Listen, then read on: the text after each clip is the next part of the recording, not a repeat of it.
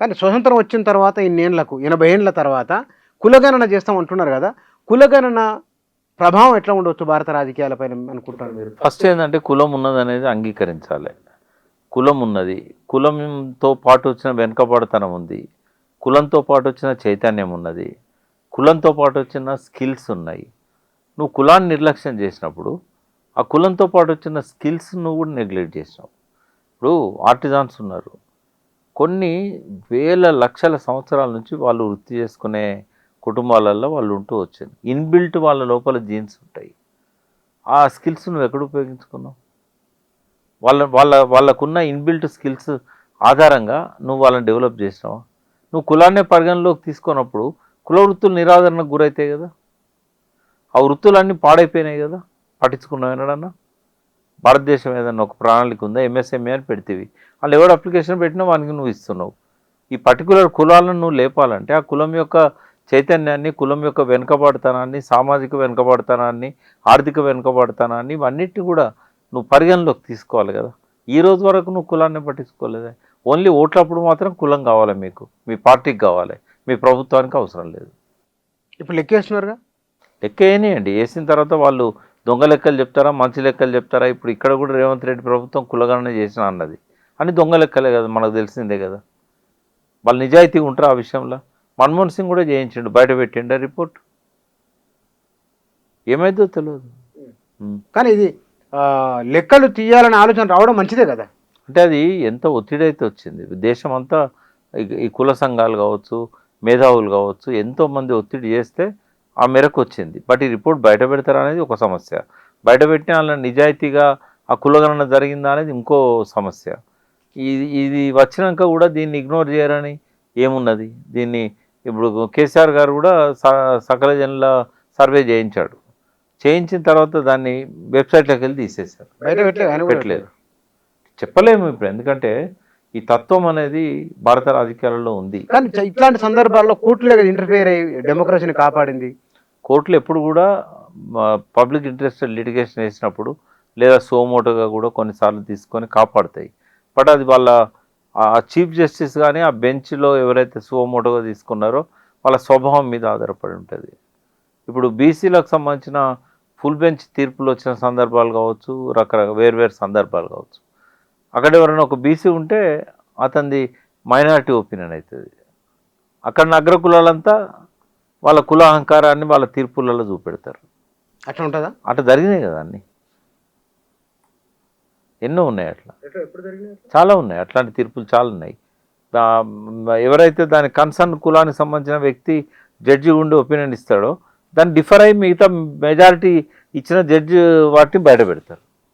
ఇతని minority opinion ఉండిపోతుంది. చాలాసార్లు అట్లా. ఇప్పుడు తెలంగాణ మీద కూడా అప్పుడు ముల్కీ మీద కేసులు అయినప్పుడు 5 జడ్జిల బెంచ్లో జస్టిస్ మాధవరెడ్డి ఇక్కడ లోకల్ అతను కాబట్టి ఆయన తీర్పు మైనారిటీ కింద దమ్మగట్టారు. మెజారిటీ వాళ్ళు ఈ ప్రాంతం వాళ్ళు కాదు, వాళ్ళు అగెనెస్ట్కి ఇచ్చారు.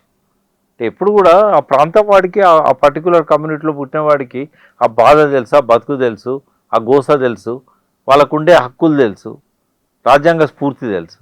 మిగతా వాళ్ళకి అది ఒక 10 కేసులలో ఒక కేసు అవుతుంది అది. కానీ సార్ ఇక్కడ మనం న్యాయ వ్యవస్థ పైన, రాజకీయ వ్యవస్థ, ఈ రెండింటిపైన ప్రజల్లో ఒక చర్చ జరుగుతున్నది. మన మీడియాలో కూడా ఓపెన్గా మాట్లాడుతున్నారు కదా. నిజంగా ఈ చర్చకు ఇంత రావడానికి గల కారణం ఏమిటి? ప్రజల్లో వచ్చే చైతన్యం. అసలు ఈ జంజీ తరంలో అన్నిటికంటే ఎక్కువగా వచ్చిన చైతన్యం ఏంటంటే సుప్రీంకోర్టు చీఫ్ జస్టిస్ పనితీరును అడుగడుగునా గమనిస్తూ మా కాన్వకేషన్ కానీ రావద్దు అని నల్సార్ విద్యార్థులు చూపెట్టిన చైతన్యం ఏదైతున్నదో ఇది అల్టిమేట్.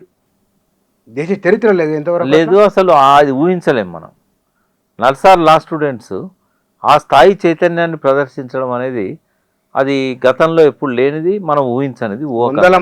అయితే చాలా మందికి ఏదైతే జంజీ మీద వీళ్ళు తొందరపాటు, వీళ్ళకి ఆవేశం తప్ప వీళ్ళకి ఆలోచన లేదు, వీళ్ళు రాజకీయ శక్తిగా ఎదగలేరు అని ఎవరెవరైతే వ్యాఖ్యానాలు చేస్తున్నారో ఇప్పుడు వాళ్ళందరూ ముఖం ఎక్కడ పెట్టుకోవాలనో ఆలోచించాలి.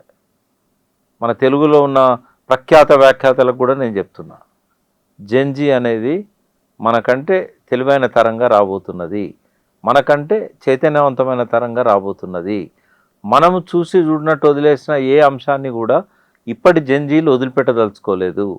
వాళ్ళు సుప్రీంకోర్టు చీఫ్ జస్టిస్ అయినా, ప్రెసిడెంట్ ఆఫ్ ఇండియా అయినా, జైలు గోడలైనా ఏది పట్టించుకోకుండా వాళ్ళు చెప్పదలుచుకున్నది బల్ల గుద్ది చెప్పదలుచుకున్నారు. ఈ తరం యొక్క చైతన్యం కానీ, ఈ తరం యొక్క ప్రతిభ కానీ, ఇవన్నీ కూడా మనం అప్రిషియేట్ చేయక తప్పదు. కానీ వీళ్ళు వెనక ఎవరెవరు ఉన్నారు, వీళ్ళకి ఎక్కడి నుంచో ఫండింగ్ వస్తున్న ఒక ప్రచారం సోషల్ మీడియాలో చాలా మంది చేస్తున్నారు. ఇప్పుడు ఒక మంచి పని చేస్తే ఎవరైనా ఫండింగ్ ఇస్తే తప్పేమన్నా తీసుకుంటే, కానీ నాకైతే అటువంటి ఆధారాలు లేవు. తీసుకుంటే తప్పేంది అంటున్నా. ఉదాహరణకు తెలంగాణ ఉద్యమం జరుగుతున్న సమయంలో నవంబర్ 29 దీక్షా దివస్ ఆయన అక్కడ దీక్ష చేస్తున్నప్పుడు ఖమ్మం జైల్లో పెట్టారు. ఉస్మానియా యూనివర్సిటీలో అదే రాత్రి టెంట్ వేశారు విద్యార్థులంతా, కేసీఆర్ని విడుదల చేయాలి దీని మీద. అయితే ఆ రోజు ఎక్కడెక్కడి నుంచో రెస్టారెంట్లో ఓనర్సు బిర్యానీలు, చికెన్ కర్రీసు, పిల్లలకు కర్డ్ రైస్లు, రకరకాల స్నాక్స్ వరుసగా తీసుకొచ్చారు. ఆ టెంట్ కేసీఆర్ దీక్షా విరమణ దాకా అది నడుతూనే ఉన్నది. ఆడ రాత్రిపూట వాళ్ళకు తినడానికి మెస్సులు బంద్ చేస్తే తినడానికి పట్టుకొచ్చారు, ఇస్తారు. ఇప్పుడు జన ఆందోళన తారస్థాయికి చేరినప్పుడు సపోర్ట్ చేసేవాళ్ళు విదేశీ శక్తులు చేస్తున్నారు మన డిస్టర్బ్ చేయడానికి. ఆ విదేశీ శక్తులు డిస్టర్బ్ చేయడానికి ఏం చేస్తారు? ఇప్పుడు తెలంగాణ ఉద్యమంలో పాదయాత్ర విద్యార్థులు చేసినప్పుడు కాళ్ళకు అందిపోతాయి వీళ్ళు విద్యార్థి వీరులు అని చెప్పి స్కెచెస్ బూట్లు ఒక్కొక్కటి 10,000 8,000 పెట్టి కొనిచ్చిండ్రు డల్లాస్లో ఉన్న అక్కడ తెలంగాణ అసోసియేషన్ వాళ్ళు. ఎన్నో ఎన్నో స్టేట్స్ నుంచి వచ్చినాయి వాళ్ళ విద్యార్థులకు. అరెస్ట్ చేసి జైల్లో పెడితే షూరిటీ పెట్టమన్నప్పుడు షూరిటీ అమౌంట్ పంపించారు అక్కడ నుంచి ఇక్కడ వాళ్ళ ఎన్ఆర్ఓ అకౌంట్లలోకి వెళ్ళి. ఈ విదేశీ శక్తులు రెచ్చగొట్టినట్ట తెలంగాణ ఉద్యమాన్ని. తెలంగాణ బిడ్డలు అక్కడ ఉన్నారు, మేము చేయలేకపోతున్నాం, వాళ్ళు చేస్తున్నారు, వాళ్ళకి ఏదో ఒక రకంగా సహకారం అందించాలి. అందులో పేట్రియాటిజాన్ని చూడాలి, అలా దేశభక్తిని చూడాలి తప్ప అలా సామాజిక కోణాన్ని చూడాలి, విద్యార్థుల చైతన్యాన్ని చూడాలి తప్ప ఎవడో డబ్బులు ఇస్తే చైతన్యం వస్తుందా, ఎవడో డబ్బులు ఇస్తే నడుస్తుందా? ఇప్పుడు ఎందుకు మరి రేవంత్ రెడ్డి చాలా తప్పులు చేస్తున్నాడు, మరి ఒక పొలిటికల్ పార్టీ వాళ్ళే ఎదిరిస్తున్నారు తప్ప ప్రజలు పెద్ద ఎత్తున రోడ్ల మీదకి వస్తుండ్రు. ఆ చైతన్యం వేరు. ఇప్పుడు పెన్షన్లు ఇవ్వకపోయినా పట్టించుకోకపోయారు, రైతు బంధు ఇవ్వకపోయినా పట్టించుకోకపోయారు, యూరియా బస్తాలకు రోడ్ల మీదకి వచ్చి లైన్ కట్టిన వాళ్ళు మాకు ఎందుకు పెన్షన్ ఇయ్యారు, మా రైతు బంధు ఎందుకు ఆపిల్లని రోడ్ల మీదకి వచ్చిందా? ఆ చైతన్యం లేదు కదా. కానీ జంజీల పోనీ అని పాత యుగపు పోకడలు సహించరు. తాతగారి బామ్మగారి భావాలకు దాసులు కారు వాళ్ళు. సిసి అన్నట్టు పావన నవ జీవన బృందావన నిర్మాతలు.